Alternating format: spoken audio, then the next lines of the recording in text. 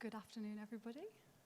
Thank you very much for joining us this afternoon at this session on intersectional discrimination in a post-COVID world. It's really nice to have everyone here and have a few people in the room. Hopefully some people will join us online as well, because this is a hybrid session. So my name is Lauren Avery. I am the Intersectional Disability Project Officer at Minority Rights Group International. Minority Rights Group are an international organisation that works to campaign with and for Indigenous peoples and minorities who are discriminated against, and helps them to get their voices heard. So, I am very pleased to be joined today by my colleague Achraf Medini, who is our Tunisia Advocacy and Legal Officer with us in our Tunisia team at Minority Rights Group. And we are also joined by three fantastic speakers today. Unfortunately, only one of them is in the room, and that would be Sirin Bukadida, who is the LGBTQI Asylum Project Coordinator at the organization Mojadeen, We Exist, which is also based in Tunisia. On the screen, I don't know if you can see our two speakers who are on the screen, but we are joined by Pratima Gurung. Oh, I will introduce Christine first because she's just popped up onto the screen. So Christine Candy, who is the director of the Endorois Indigenous Women's Empowerment Network based in Baringo County in Kenya. And our other speaker who has just joined on the screen is Pratima Gurung, who is the chair of NIDWAN, which is the National Indigenous Disabled Women's Network in Nepal. And she is also General Secretary of the Indigenous Persons with Disabilities Global Network, faculty member at Padma Kanya College in Kathmandu, and she's a Minority Rights Group council member as well. So we're really pleased that we've been able to be joined by these three speakers. Unfortunately, we did have some visa issues for Christine and Pratima, which made it impossible for them to join us today. And this is also something, thinking about a post-COVID world, the difficulties, I can see other people are nodding in the audience, the difficulties that we are having in returning back to normality. And unfortunately, visa issues is one of those things, particularly for people who are located in the global south. So I think that's really important to acknowledge that in a session where we are talking about inclusion. So I would like to just do a little bit of a show of hands to see who we have in the room and what people know about intersectional discrimination, which of course is the focus of our session today. So a quick, and also to wake you up. So a quick show of hands. Who here, who is with us in the room, already works on intersectionality or intersectional discrimination? Just raise your hand if you do. 1, 2, 3-ish. Okay, that's good to know. And the rest of you, there's a few people doing this, so there's a bit of an ish, sort of. How many people already have a good understanding of what intersectional discrimination is, aside from the 4 people who are working on this topic? A few more. Okay, this is great. Okay, so when we talk about intersectional discrimination, of course, we have to first start with talking about discrimination, which is, as we all know, unfavorable treatment of one group on the basis of a characteristic. So discrimination has historically been dealt with like this, right, in silos, relating to one characteristic, one identity of a person. But as we all know, we do not live single-axis lives. We do not have single-axis identities. And so for this reason, this approach to tackling discrimination isn't working for everybody. And the people that it's not working for are the people who are the most marginalized in society, the people who are falling in between the gaps of movements, of ministries, of policies in every area.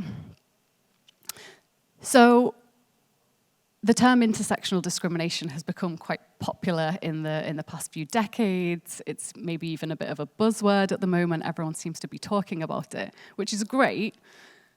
But also we have to understand what we mean by intersectional discrimination.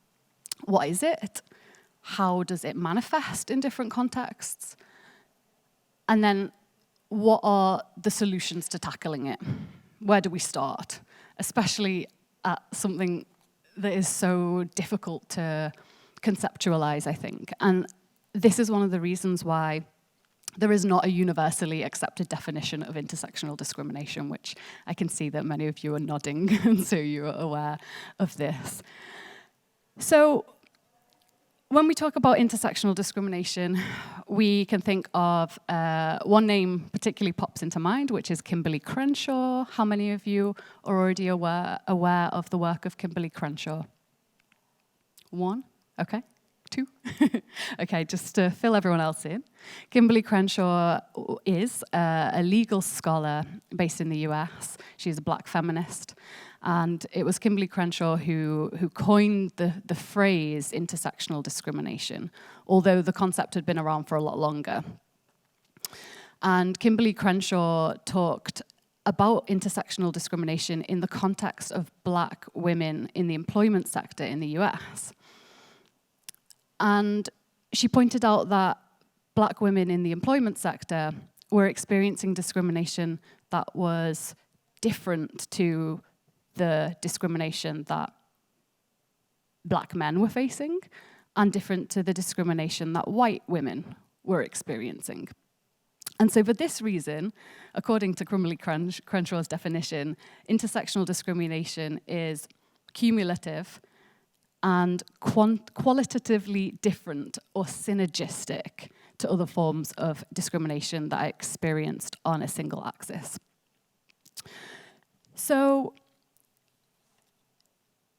there is, of course, now growing awareness of intersectional discrimination across different sectors, particularly in the development sector, where this has really been pushed by the work on women and girls and the importance of including women and girls in our development strategies, in access to justice, and in the rule of law. But we're still quite far away, I think, in really understanding what the solutions are to intersectional discrimination. And so this is one of the objectives of our session today, is to have some discussions with you, hear about your ideas as well, whether or not you've been working on intersectional discrimination before.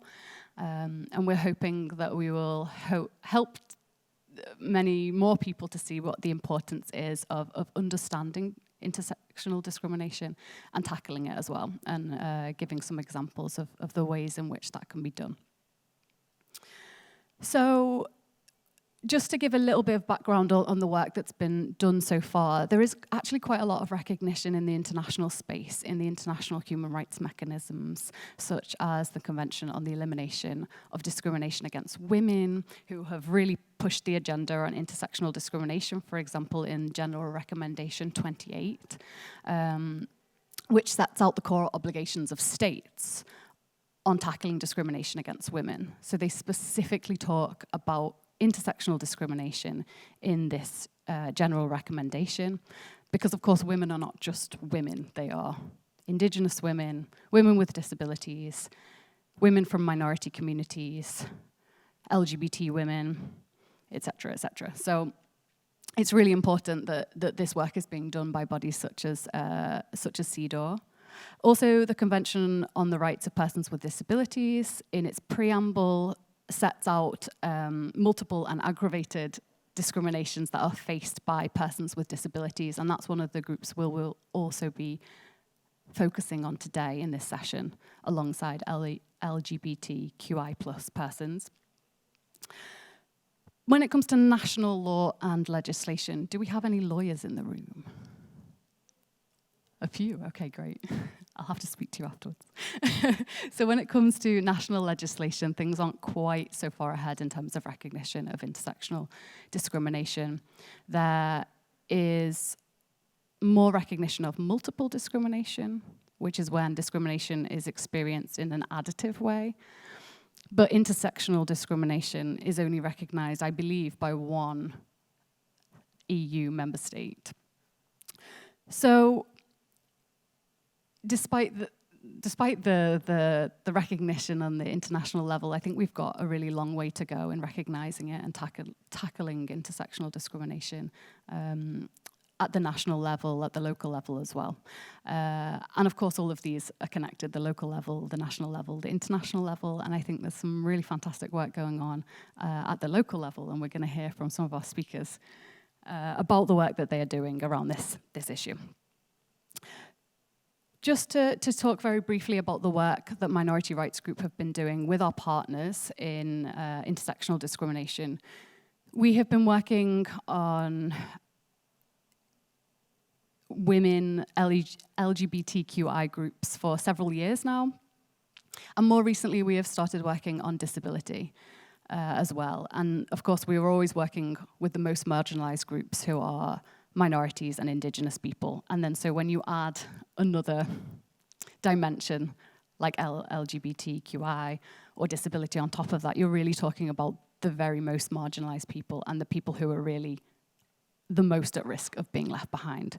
So when we talk about the SDGs and the slogan, as we all know, is leave no one behind, who are we talking about? And I think what we are trying to do is really address these groups, right? The groups who are really the most at risk of being left behind. And so I'd like to encourage everyone here as well to think about that and think about the work that you're doing in your organizations and how we can push that and come up with some actions today in this sessions to come up with some solutions and actions around these points. So we are going to turn to our speakers now to get their insights on this. And we have a few questions for them. After we have put the questions to our speakers, I will then be handing over to my colleague Achraf, who is going to take a few questions from the audience. So please be thinking about questions that you might like to ask our panelists. And afterwards, please don't go to sleep because you will be answering questions from our panelists on your ideas, on the actions, and they have prepared some specific questions for you. So we're really looking forward to hearing your voices and hearing what you have to say about these, the issues that are brought up in this session today. So I'm going to start with asking the same question to all of our three panelists. And I think, if it's okay with you, Cyrene, I will start with you. And the question is, how do you contextualize intersectional discrimination in your work? Because I think it's really important for such a difficult to understand concept, which I think it is for a lot of people, certainly for the organizations that we work with, for our partners. It can be quite difficult to understand without contextualizing actually how does intersectional discrimination manifest itself. So if you could tell us a little bit about the context that you work in and the challenges that you are facing in terms of intersectional discrimination. Thank you, Cyrene. Yeah, thank you, Lauren. Thanks everyone for being here. I think I like to explain things with concrete examples. So maybe I would start with giving an idea about the general context in Tunisia for LGBTIQ+ people, and then go from there to queer refugees and migrants and asylum seekers. I would be using the word queer to summarize LGBTIQ+, because I also prefer this term. I think it's more englobing.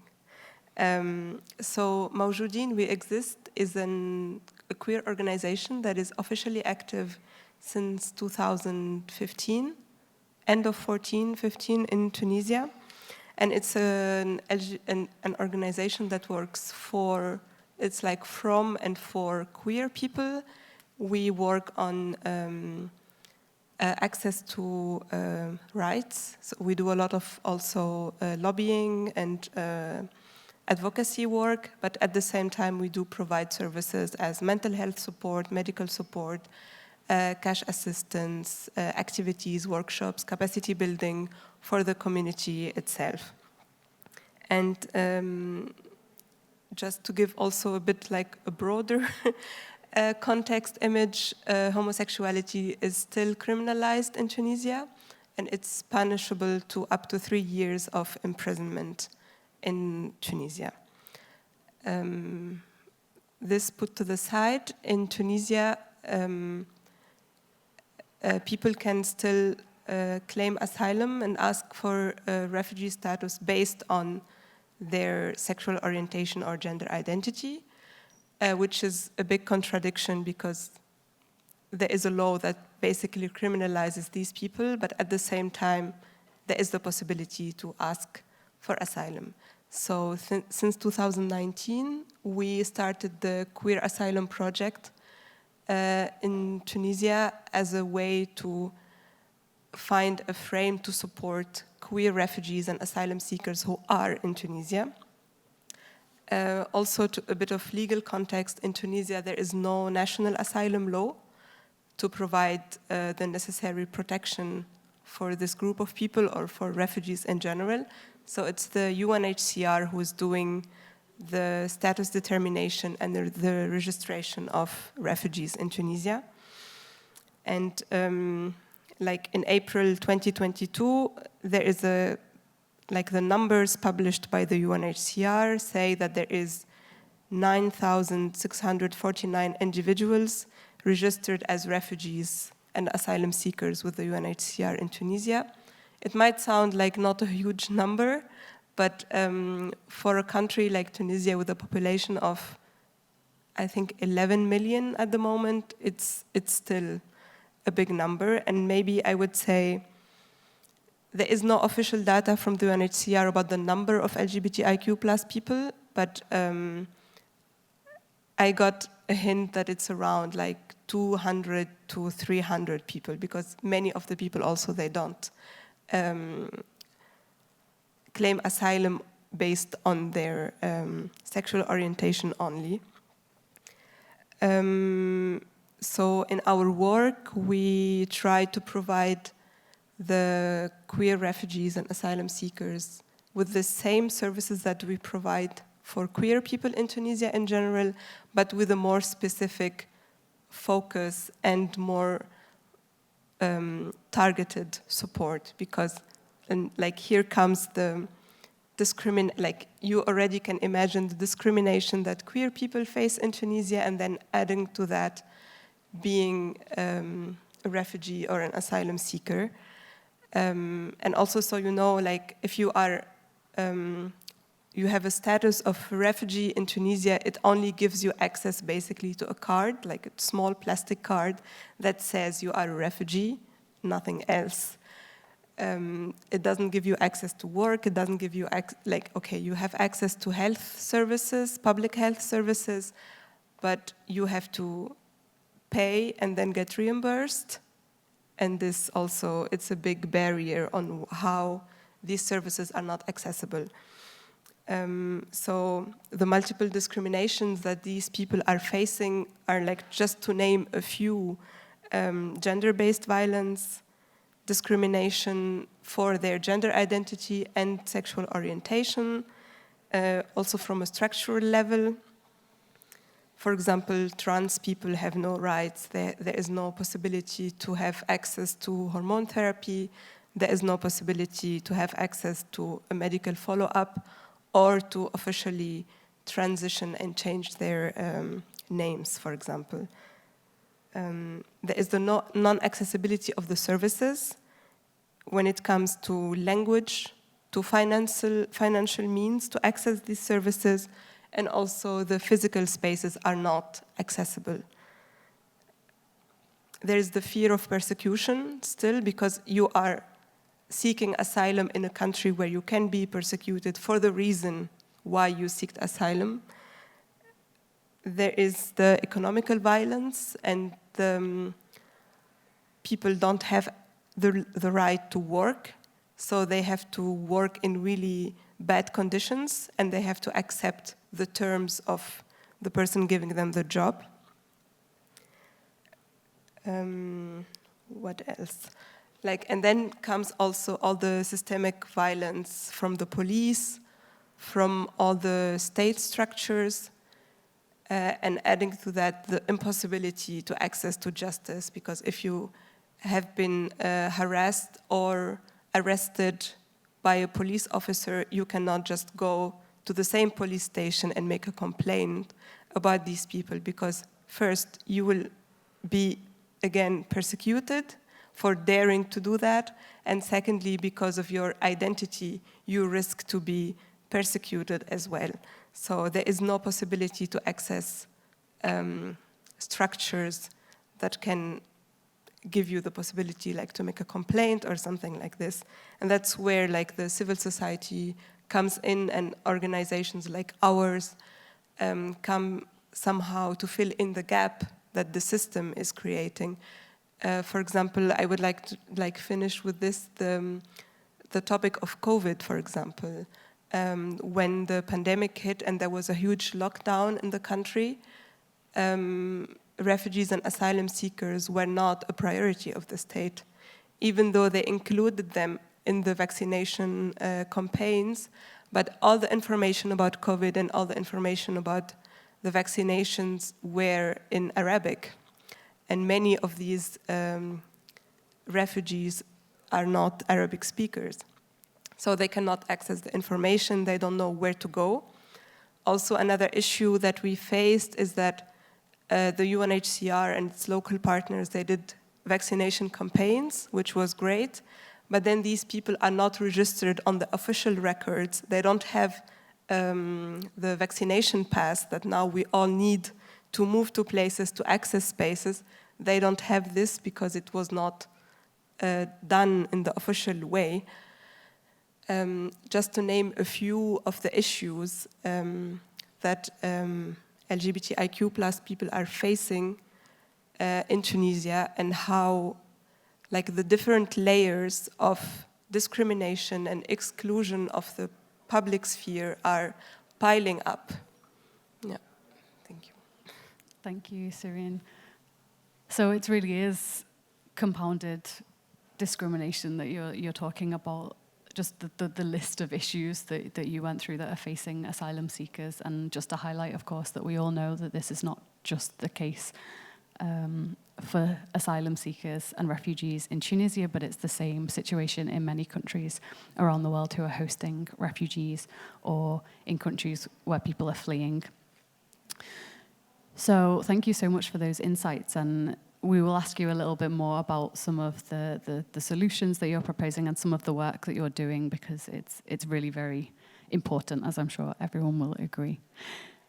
And I'm really glad that you also brought up COVID, because also we are talking about a post-COVID world, right? So we need to start thinking, and we already are thinking, about how things might look differently once the pandemic comes to a close.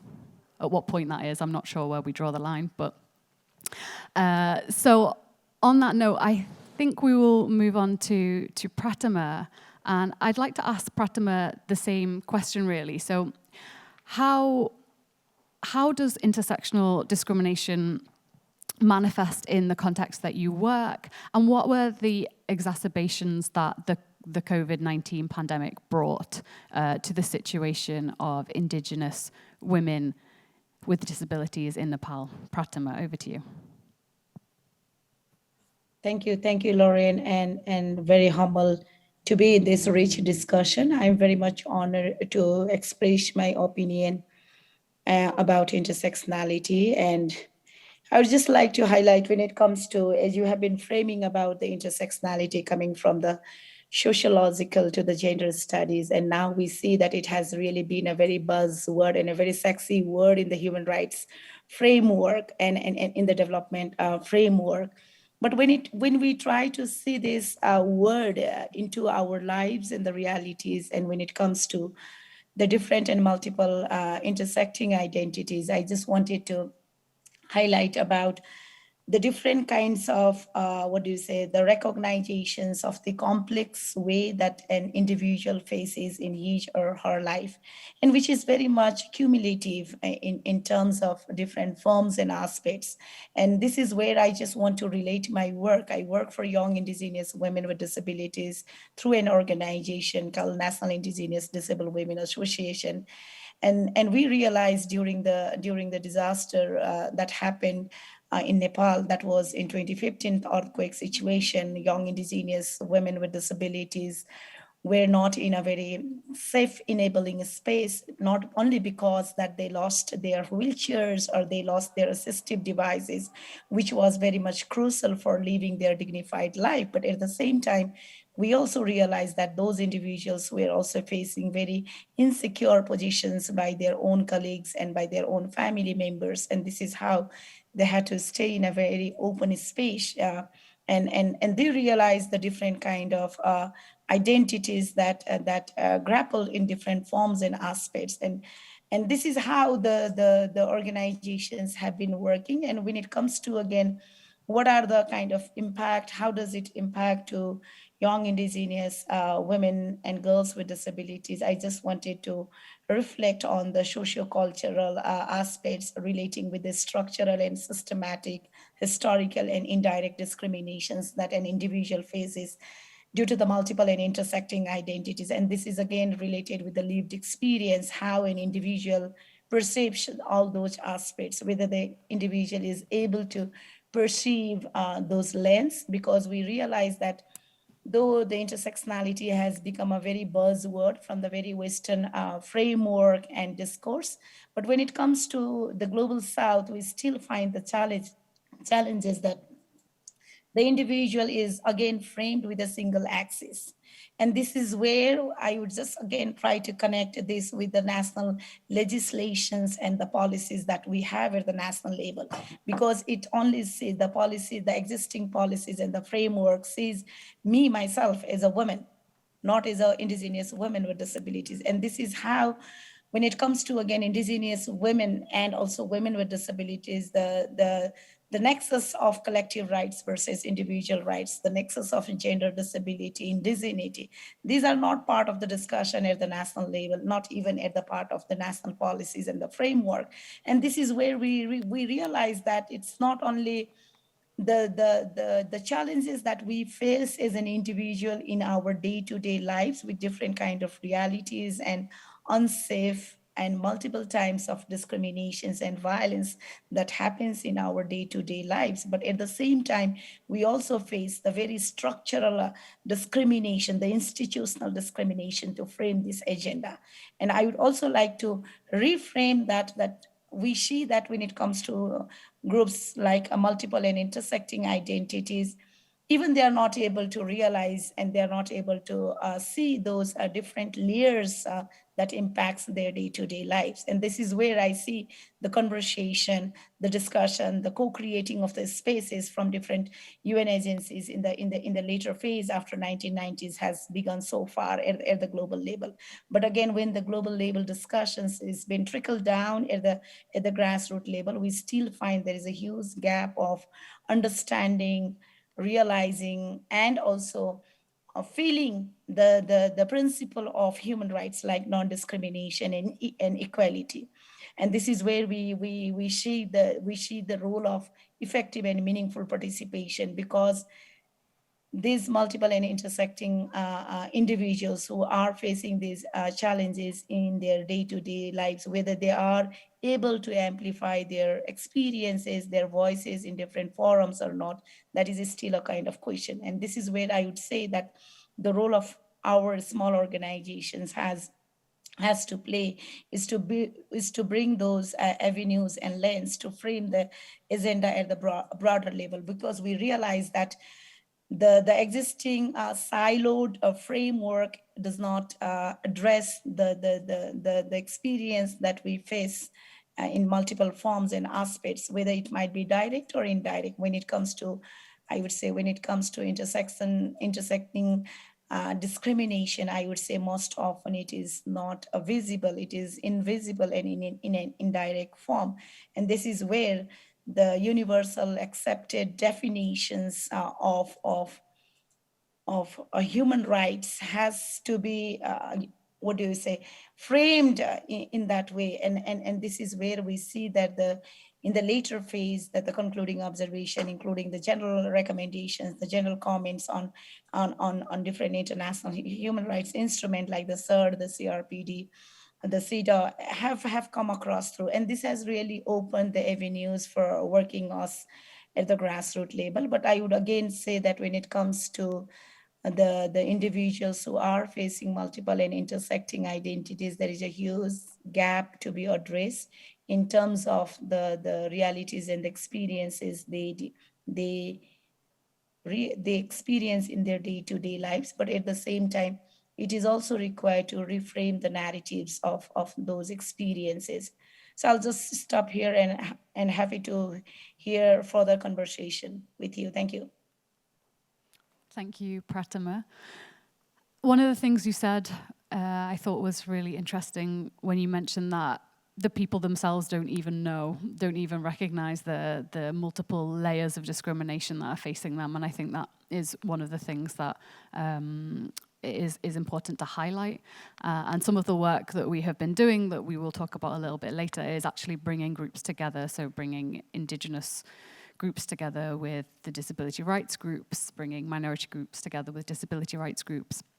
And I'm sure it's probably the same in the context of asylum seekers and queer activists as well. And actually building those connections between movements, between civil society, and also between policymakers, government departments as well. So we can talk about that as some of the solutions a little bit later.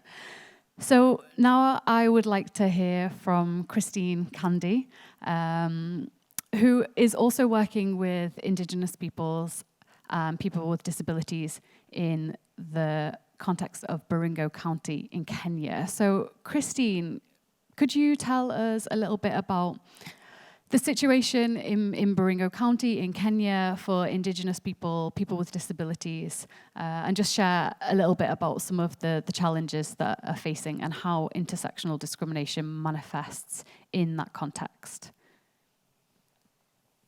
Thank you so much, Lauren, and the rest of the team for lending me an ear to bring with you today the perspective of Baringo in regards to Enroy's community.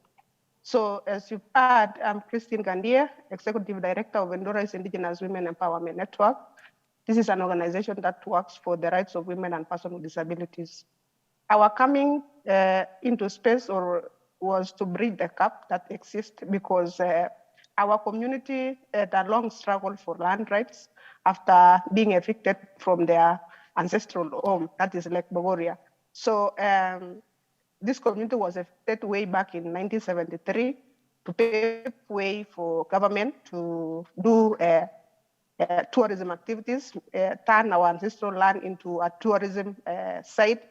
And we had a long struggle for justice up to African Commission with the help of MRG, another organization.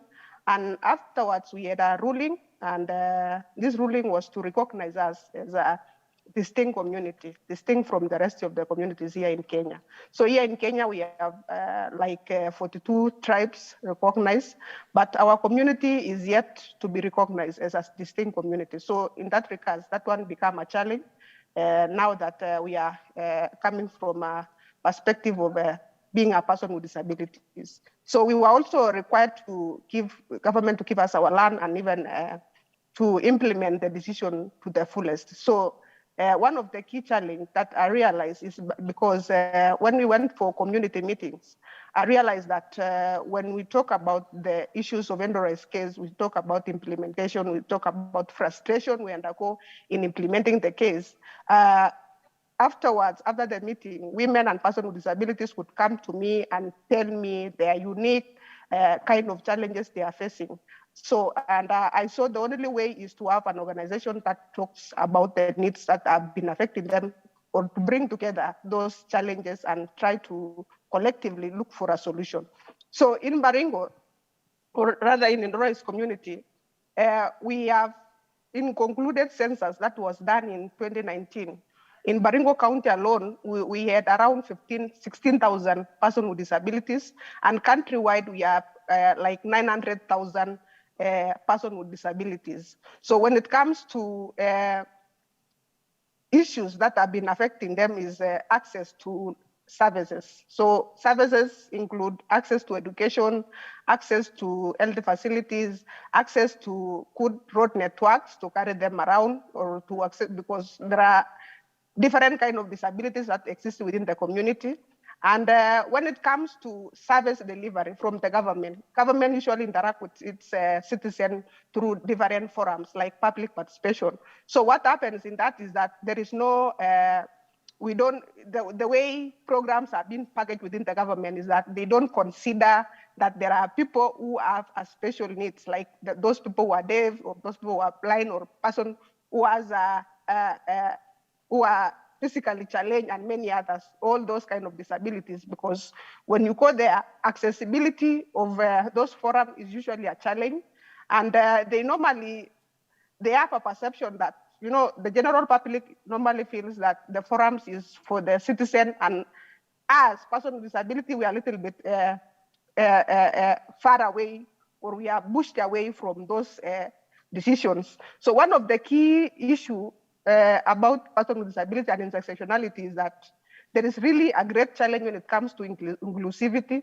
And we've attached this one to the capacity, because through our work within Baringo, we realize that most of the state actors, stakeholders, do not understand the importance of inclusiveness. So we really trying to do a lot of capacity build, both for the community so that they can have receptive or can have a reasonable accommodation when it comes to giving them chance to person with disability, and even understanding, because coming from an indigenous community is that they really attach a person with disability to a lot of casts or customs that maybe they are being punished for wrongdoing. So, and they are not even given chance to go to school.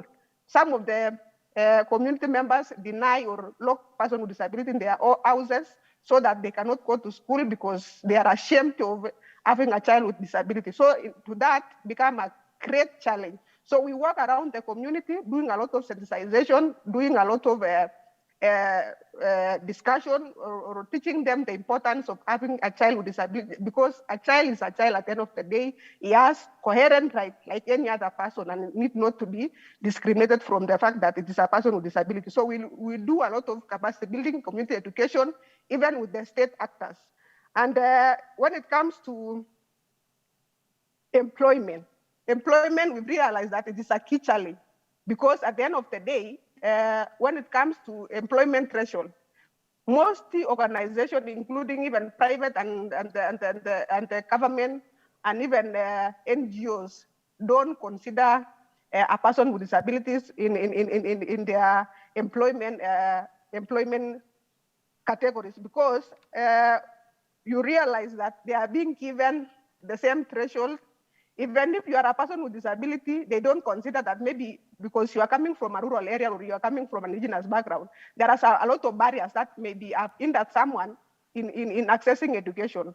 And now that in our education system, they don't consider a person with disabilities. I remember when I was in school, those days, when I was doing my Kenya Certificate of Secondary Education, and even doing my primary education before being enrolled into secondary education, there was no, in that form you are keying in, there was no place that they maybe require us to maybe register ourselves as a person with disability. So I was enrolled in a rural school where there was no road network. We could only access by trekking to school. So that one became a key challenge, and maybe getting into those spaces, going to those schools again, people could look you, and maybe in a way they're suggesting to you that you are not a member of this school just because you are able differently, and they believe that people with disability have certain limitation when it comes to going to school. Maybe school is only for those who are physically fit and all those. So one of the key issue and challenge when it comes to being a person with disability and coming from an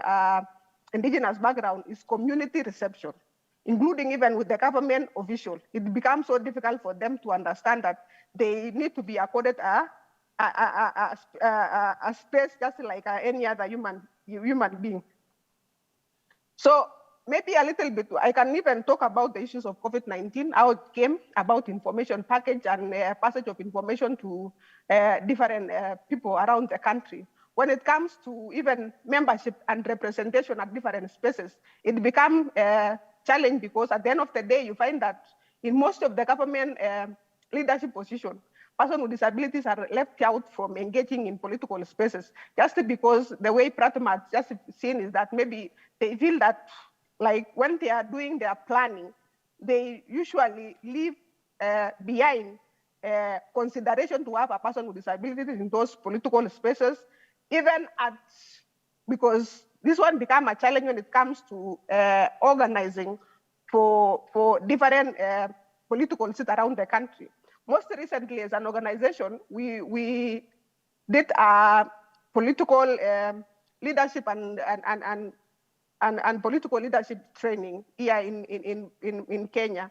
So we went to the level of meeting with different political leaders, meeting with the non-state actors, and even different commissions that are aligned to working with persons with disabilities. And we realized that they usually work with persons with disabilities from a majority community, leaving behind persons with disabilities from indigenous communities. So here in Kenya, in learning from 2017 elections, there was nominative and elective positions that were reserved for persons with disabilities in every county assembly and even at National Assembly. But you realize that those spaces were taken by some of the leaders coming from majority communities. And again, we had a challenge because 17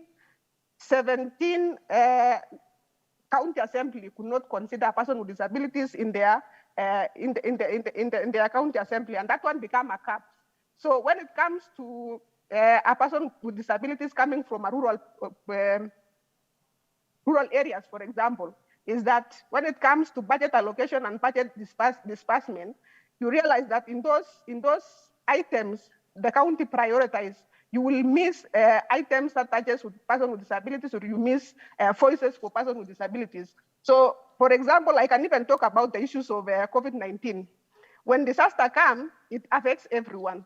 But when in the process of recovery and all that, you realize that the government could put in place incentives so that they can jumpstart the economy to bring back economy and other social development within the country. But to realize that those who benefit and those who maybe being considered in those economic recovery strategies is that you realize that in those strategies, they leave behind persons with disabilities, and considering that in every disaster that affects us, the people who are most vulnerable are persons with disabilities. So we need to maybe a little bit look onto those issues and try to maybe come up with a global way of, when it comes to issues affecting people, there should be a special regards to a person with disabilities. So access to information become one of the key impediments when it comes to reaching out to the needs of persons with disabilities, because most information are not accessed. In most public primary schools here in Kenya, they do not offer brailles and other learning material for persons with disabilities. So that one becomes a challenge for a child with disabilities in indigenous community and even in other development or in other areas. So those are the issues, and now disability manifests itself. So I can even talk about a person with disability, a woman person with disability in a rural community, in my indigenous community, because in those communities, in my community, you find that you have to trek for a long distance to get water. You have to go for firewood, maybe in the forest. And again, you have to look after animals. So the role of a woman is to maybe take care of animals, take care of children and all that. So what does that look like when you are a person with disabilities? The challenges become doubles up, and maybe at most of the time, they are not married, no? Yeah, people look at persons with disabilities as unproductive in society. So there are a lot of challenges when it comes to being a woman and then being a person with disability in an indigenous community. You suffer like double challenges more than any other person. And now considering that in this process, we are indigenous community, which had a long struggle for land. So you see now, when the government were evicting communities from, my community from ancestral land, so persons with disabilities, some of them were banned in their houses. So you see the kind of frustration and challenges we go through. So thank you so much. Thank you, Christine. It's really, really interesting to hear about the context in the daily lives of Indigenous women with disabilities. And thank you as well for sharing your experiences in education as well. I think this is also helps us to understand how intersectional discrimination presents in these contexts, right? And also thinking about the COVID-19 pandemic and the impacts that were felt by these communities for the very reasons that you said, Christine, which was lack of representation in these spaces by these people. And it's not just lack of representation in the disability space, but it's also lack of representation in the Indigenous space or in the health policy space. And so, yeah, I think lack of representation is definitely something that we need to think about in inclusion as well in these spaces when we think about the solutions. So I'm very aware that we would really like to take some questions from the audience, but just very quickly, I'd like to pass back to Cyrene and ask a little bit about some of the solutions that you can come up with, or some of the solutions that you can think of, or some of the solutions that you've been implementing as well in your work. And then I think I will pass on afterwards to Achraf to take some questions from the audience. It's a difficult question. Like, even though solutions are always welcome, but I feel the solution should be more on the structural level and more on the bigger, higher level that would touch the, it's like decisions that come really from up that would change a lot in the daily life of people. Like, if we manage to decriminalize homosexuality, for example, that could be a solution. If we abolish borders, that could be a solution. If we have people able to move where they want to be and feel safe, that would be a solution. But more on a more concrete level, what we are able at least to do is to provide spaces. And I think spaces are important for representativity, for visibility, for voicing challenges and difficulties. And that's something we are really trying to achieve in sometimes just providing the physical space for a group of people to meet and to hang out, cook something nice and chat, or providing, for example, when the independent expert on SOGIESC was on visit in Tunisia, we of course invited queer refugees and asylum seekers to also voice their issues directly to Victor Madrigal, because it was important that their voice are also heard. We do provide our services without as much as we can, equally to all the people who requested. We have very limited financial capacities, and we cannot, we will never be able to fill in all the gaps within the system.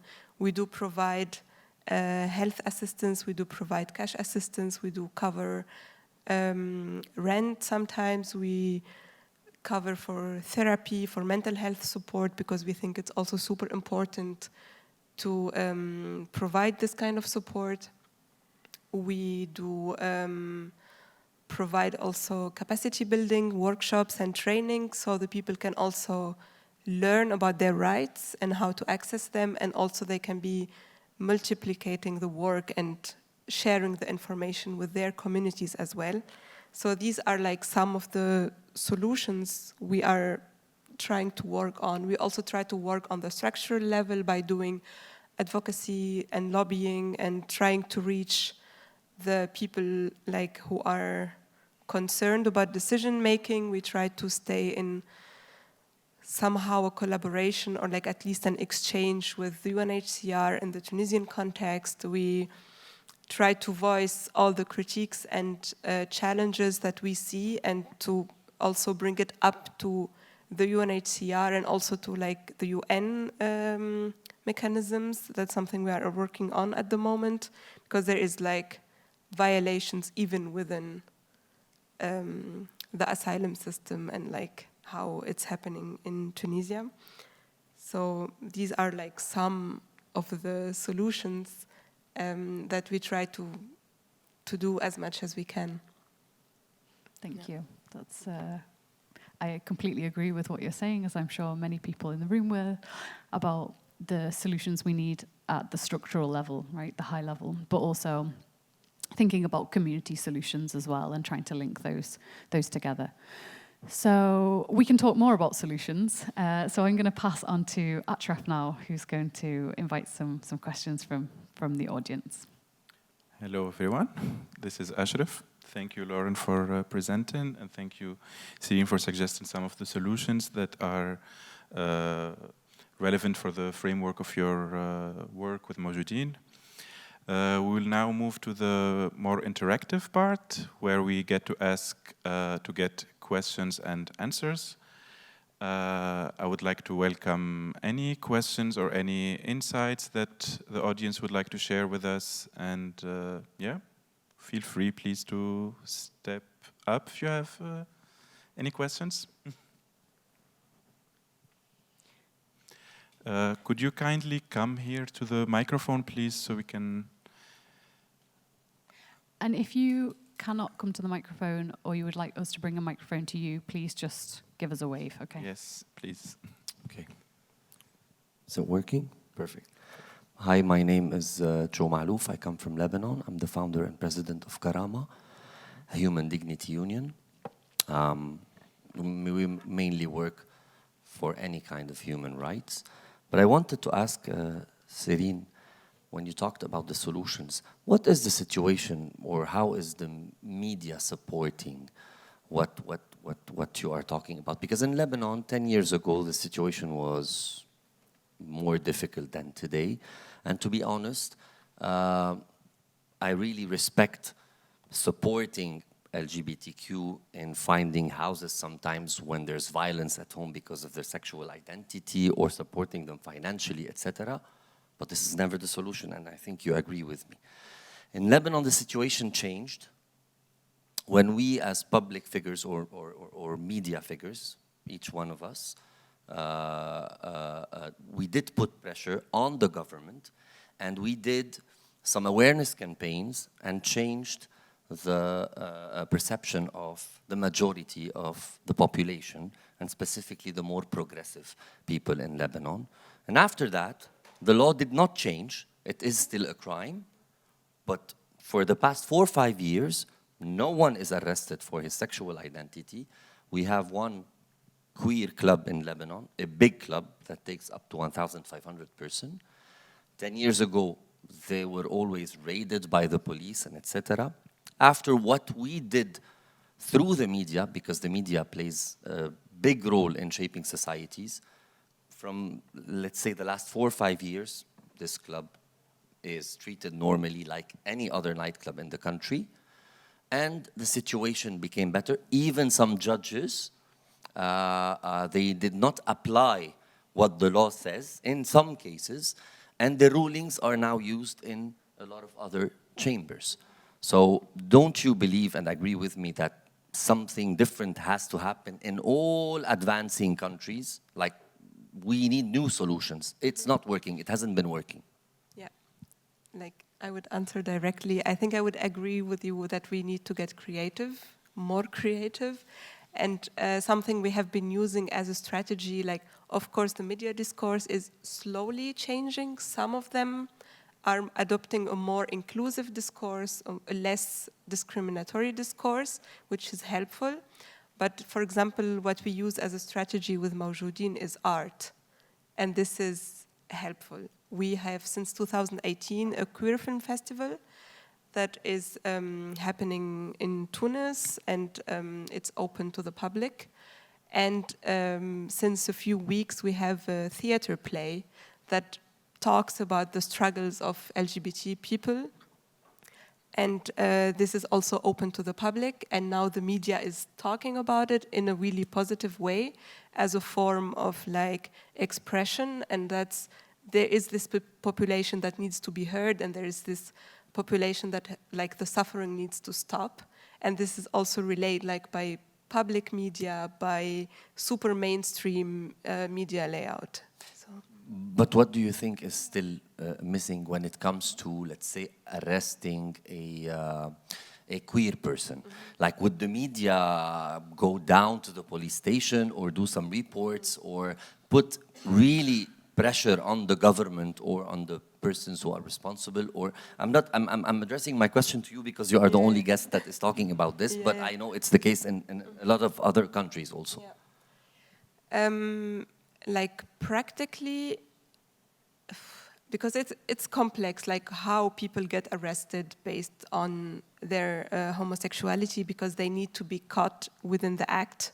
And most of the people who are arrested and charged for homosexuality, they have been basically arrested because of so like not respecting the social norms, or like, and this is a very vague text that any judge can interpret however they want. And that's the issue also. Because, okay, you look a bit more feminine, you are supposed to be like fitting into this masculine traits, and then you are arrested for this because your behavior didn't, like the police guy didn't like your behavior. And then they would dig into your phone, your contacts and stuff, and then make links that you might be gay, and then you get arrested for this. So it's complex, and there is work that's being done about, like, don't mind my business, like I dress however I want and stuff, but it's still not, I think not enough work is being done directly to the general population. Like, okay, there is a big group of people who are more like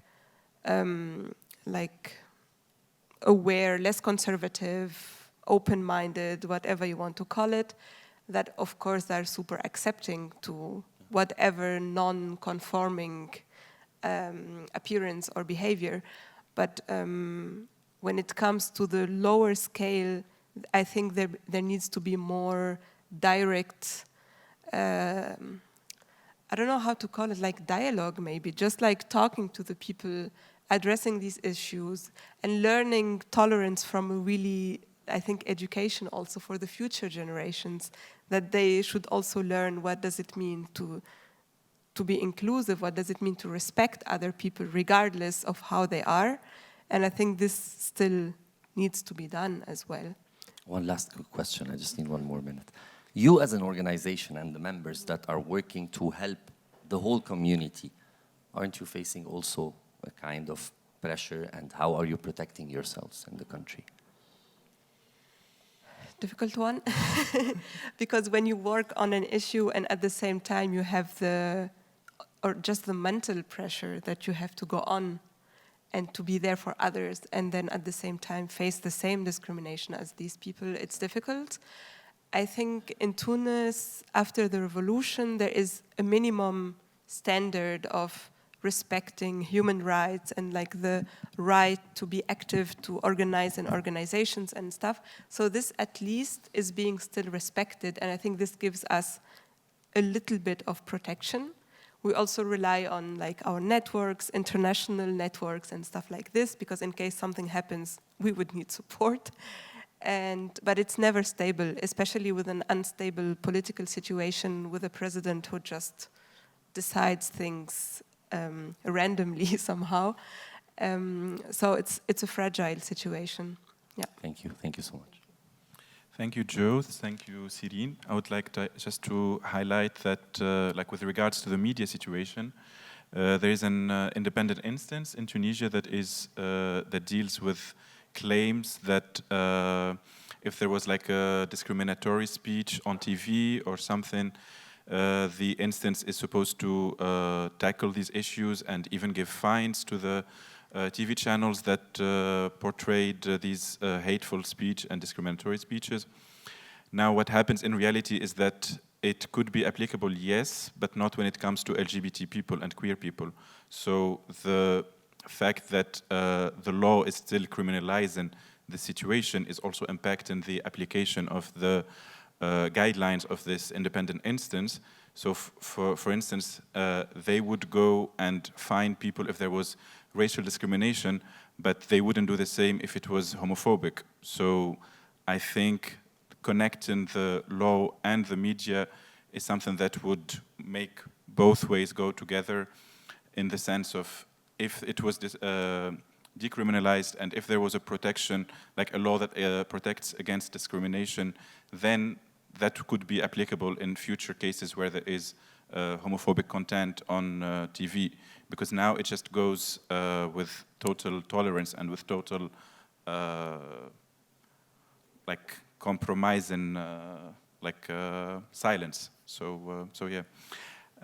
Thank you, everyone. I would like to welcome more questions if there are more questions. And like Lauren mentioned, we are also more than happy to bring the microphone to you if you don't feel comfortable.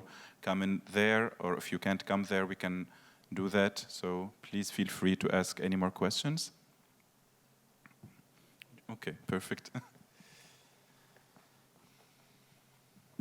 Thank you. So my name is Nicholas from Project Expedite Justice. We're a legal nonprofit working on redress mechanisms for minorities and vulnerable communities, IPs included, right?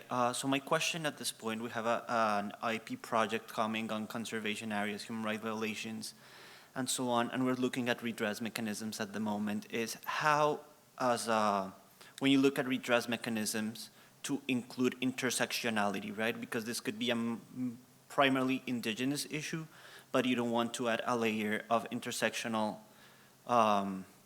discrimination or perpetuate the situation if you can solve it from the get-go, including this layer. This would be mainly for Christine and Pratima, but of course the insight of all of you is more than welcome and appreciated. Thank you. If Christine or Pratima would like to answer the question, please. I don't know if you were able to hear the question properly, or we... Yes. Okay, perfect. So I can go ahead and maybe Christine can add on this point. So for me, I would say definitely, as I've already explained, when it comes to indigenous people's rights and also human rights, we look at the dimension of individual and collective rights, where we try to identify the intersectional dimensions and less, and this means that we are framing them in the document, in the policies that are being affected by those individuals. I would also like to highlight some of the very practical examples that we have been implementing at the grassroots level, is also practicing solidarity. And when I say practicing solidarity, I would like to emphasize about the cross-movement collaborations within and beyond the constituency, like in the disability constituency, within the indigenous constituency, gender and other constituency, but at the same time also building empathy to enable the right holders and also inclusion and full effective participations of those persons are very much crucial. And when we try to see that how do we address those intersectional dimension, I would highlight about the very holistic and structural approach, where we look not only, where we look inclusion in a very broader perspective that includes intercultural perspectives, and which includes the rights of indigenous people, including persons with disabilities or women from different identities. We also see to have co-creating spaces faced by those individuals. And when we say co-creating spaces, I would also like to highlight that those individuals who are facing intersectional and multiple layers of discriminations, their voices are being heard and amplified. But when it comes to projects and different kinds of framework, the disaggregated data which we have been number of times advocating at the grassroots level to address the visible inequalities faced by those people are very much crucial. So in the process of collecting, analyzing those data, those forms and patterns are very much crucial.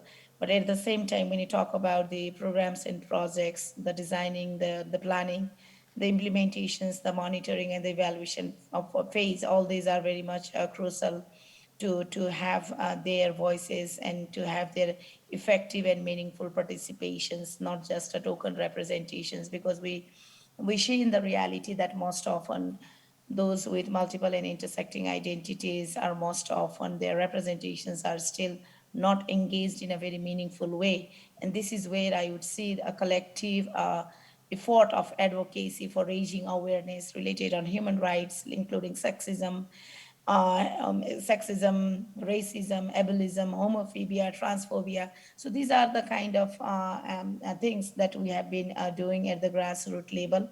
We are also supporting with different kinds of non-stake and stakeholders working in collaboration with different types of international instruments, like the concluding observations of the CEDAW and the CRPD, including the CRC. So this has really been very crucial for us to make a ground, to build the foundations, to amplify our voices. And this is where we can bring the synergy of different partners. And when I say partners, I realize from the right holders perspective, including the multi-stakeholders engagement from different aspects. So it would be very much crucial in terms of understanding these layers of discriminations that we face. Thank you. Thank you, Pratima. Now I would like to see if there's any one last question that we can take from the audience.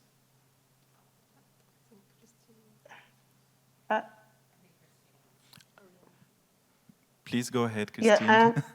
Yes, I wanted also to maybe add my voice in regards to the question on the issues of conservation and redress. On how we try to include the issues of intersectionality. So what we've done in my community is that we've done a community education whereby we are integrating person with disability voice into the structures that exist within the community. That is one way we've tried to achieve. And again, having women as champions of different level of things happening within the community. Like, for example, on issues of conservation, we have specific women that are geared towards conserving the environment within the community. We have specific women that are geared to do issues of socio-economic development within themselves. They are who do business around Lake Bogoria. So they sell their own handcraft work. So we also have representation of women, maybe starting from the local level. So some women have started growing their leadership. So growing leadership to participate in different development happening at the country level. Some of them aspire to be leaders. So, you know, in Kenya right now, we are running a political calendar whereby we are going to have our election in August. So some of them have run in political parties, primaries. We are trying also as an organization, because we were preparing ourselves for election and we wanted to ensure that no one was left behind, is that we prepare our persons with disabilities, leaders from 4 counties. We are able to train them on opportunities that exist or that comes with an election, and maybe equip them with the necessary knowledge so that they can, like any other person, participate and benefit from this election. So we've also, through a research, because my organization was most recently engaged in a research on status of health and education, whereby we do the research and use the outcome of the research to influence decision at the county level. We met with the county officials who works on the budget and the Department of Education. We shared with the outcome of research, and some of them committed themselves to to follow up certain critical issues that they found that it was of concern, and it was indeed affecting persons with disabilities and women in Indonesian community. And again, we did a petition to the National Assembly whereby our issues, we took persons with disabilities and women and the general community members to be part of the people who went to the Senate, House of Senate in Nairobi to share our petition, and most of the issues that were spoken by the community were presented by myself and other community members. So it is something that we are trying to integrate women's voice in our daily happening, and even trying to ensure that we integrate persons with disabilities needs when it comes to community needs. So that is the only way we will ensure that the person with disabilities and the community have reasonable accommodation. So when it comes to reparation, you said is that during the COVID-19 pandemic, we play a very critical role by assisting the less fortunate within the community, by educating them. So we were able to interpret some of the information that maybe persons with disabilities could not understand. People with mental challenges, we could easily maybe use the language that they could easily understand that COVID-19 was really a disaster. And at the moment, because we are faced with so many disasters, we are going to an extent of considering of forming a disaster committee within our community, whereby we will ensure that most of the membership are persons with disabilities, because, you know, for a long time, persons with disabilities and women have been seen from an angle of being victim, and people are not seeing the valuable or because, you know, these people that are talents, they can showcase this one is by giving them chance, giving them space. And the only thing we are doing as an organization is to have a space. And one of the key things we are trying to do at the moment is to have a capacity for all state and non-state actors, starting this from our locality, so that we influence some of the state officials who see the importance of integrating the voice of persons with disability. So thank you so much. Thank you, Christine. Now we would like to move to the second part of our interactive activity. And I would like to ask our panelists to ask the audience a question or two regarding actions that could be taken or solutions that could be suggested by the audience. So I would like, I don't know if Celine would like to start, that would be... Yeah, I know it's difficult, but I would like to hear, like, if you have experience with similar work, if you have ideas, if you have done in the past actions, or if you have done, like, if you have led projects or something like this related to the topics we talked about, or like, at least in my case with LGBTIQ+, refugees and migrant rights, I would like to hear from you, because it's always interesting to hear from different experiences, different perspectives, to also have an exchange and come up and get more creative also. Thank you. Again, feel free to tell me to bring the microphone. If you don't feel comfortable, come in here to speak. So, yeah.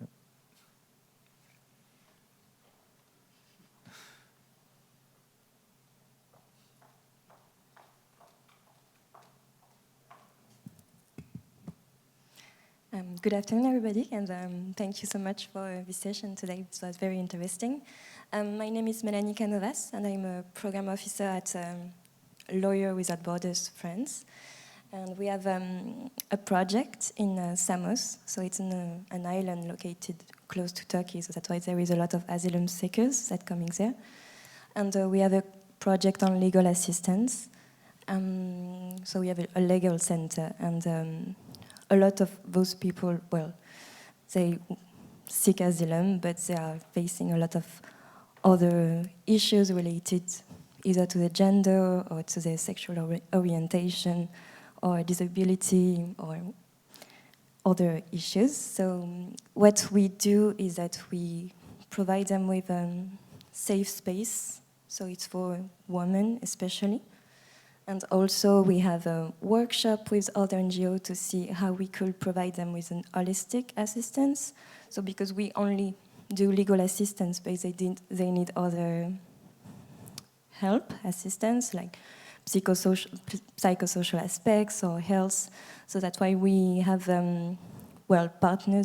partnership with other organizations.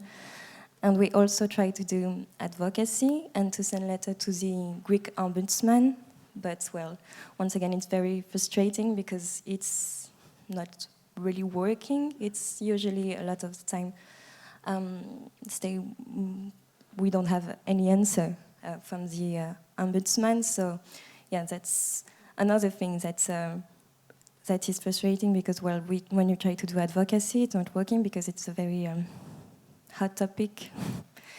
So yeah, that's what we do. So very, as you mentioned, community, local, not with the government activities. But yeah, that's what we try to do in Samos. Thank you. Thank you. This is very insightful.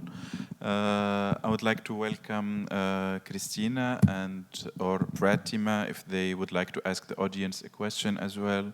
Please feel free to do so.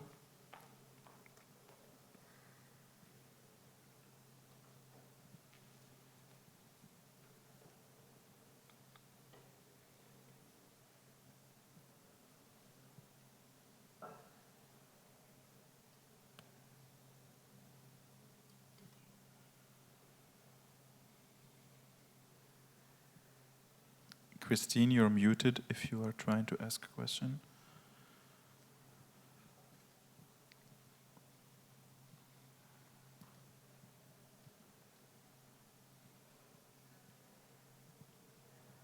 My question to the audience is that it is a little bit hard to ask, but let me try. We are talking about intersectionality. We are talking about the issues that have been affecting us. We are talking about the voice that has been left behind. And we've really shared our experience. So my question is, have you interacted maybe in your workplace or in your communities or in your country? Have you interacted with such characteristics that we've given to you today about different layers of discrimination or that connect together and maybe define a person?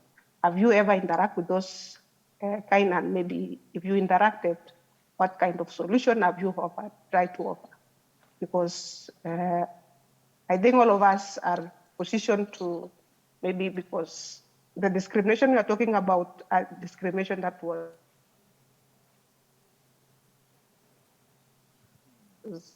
maybe decided by society and implemented by all of us. So my question is, if you've interacted with, what kind of solution have you tried to offer? So I can repeat. Yes, I can repeat. Okay.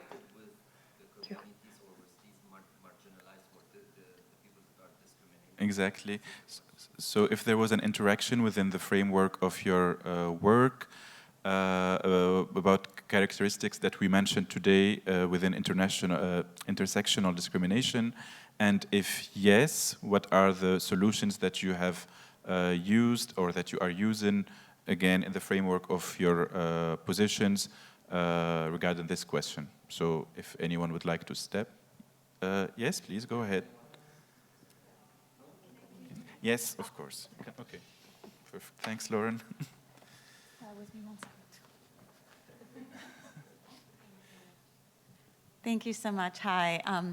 My name is Laura Newman. I'm with the Carter Center, which is an NGO in Atlanta, Georgia, led by former President Jimmy Carter. And we have a program on, you mentioned it, Christine, on access to information and women.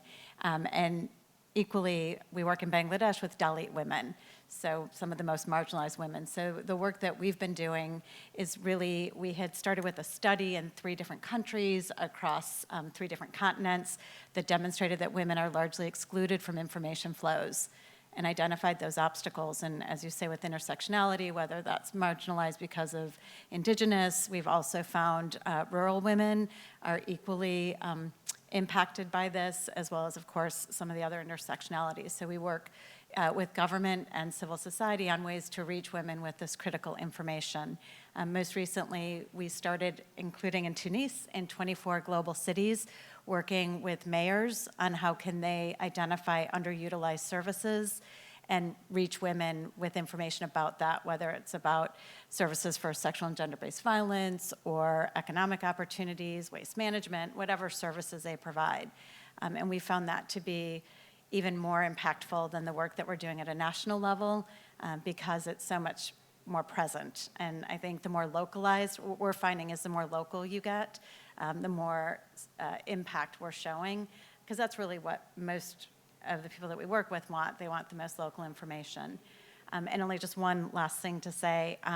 You were asking, I think, earlier about national policies, and I would encourage people to look at Canada's policy. They have a gender-based plus policy where they have to take every piece of legislation, every policy, anything that impacts people and put it through a gender-based lens that also adds all the different intersectionalities to it. And it's intense, but it's amazing at what they've been able to actually modify in their own policies because of really intentionally looking at that intersectionality. Thank you. Unfortunately, we're running out of time. So I would like to move on to the last part. And I would like for you to see with me on the screen, there will be displayed the concluding remarks of the session. Yeah, I've been trying to take some notes. That's what I've been doing on my laptop here, is to capture some of the ideas that that Atref will go through on the screen. But one of the sections, I'm not sure which part you are viewing. Oh, you can see here. So I've tried to capture some of the solutions here, which we've discussed. But you can see this part at the bottom is lacking some actions. But I would like to propose one action before Atref summarizes, which is to continue some of these conversations that we've been having, because hearing from some of the people in the room who have proposed solutions and talked about the work that you are doing. And I'm sure there's many more people who didn't speak but are sitting there thinking, actually, we're doing similar work, or we've got some things that might work for you. So one action that I would like to propose, which I will write down now, is to invite some conversations with some of you moving forward with us and with our partners to share ideas moving forward. Thanks, Lauren. Now, if you could go up, please, to the... Thank you. So, for the solutions, how can intersectional discrimination be challenged? So, as we mentioned before, it's through practicing solidarity and more empathy, and that's very crucial in the framework of intersectional discrimination. As our friend from Lebanon also mentioned, the role of media in changing public opinion with regards in particular to the question of LGBT rights. So that could be one of the solutions that challenge intersectional discrimination. Involving multi-level stakeholders as well is one of the concrete solutions that could be undertaken to challenge discrimination. Collecting data on intersectionality to allow nuanced analysis is also one of the solutions that could be taken, and building relationships with governments, organizations, departments, and sensitizing them to intersectional issues. And this is particularly with like-minded government organizations, because unfortunately it's not possible when you are trying to challenge something that is being imposed by a structure that is feeding that intersectional discrimination and not willing to address it. So that's particularly relevant with like-minded governments and organizations. Regarding the redress mechanisms, it's important to co-create spaces to amplify voices and to encourage the participation of marginalized groups in generating solutions, redress mechanisms from the get-go. To conclude, it's also particularly important to train women and women with and people with disabilities in general to be leaders and to target or to take specific actions and targets to include them in conservation projects. With these solutions, I would like to conclude our session today because I think we run out of time. And I would like to thank you all for your presence today. It was very insightful and very good to interact with you. And I would like to continue this conversation maybe later after the session or at any other occasions. Please feel free to approach us and like to continue this conversation. I would like to thank our panelists, Sirine, Pratima, and Christine, and Lauren for her efforts as well. And thank you, everyone. And yeah, this is, thank you.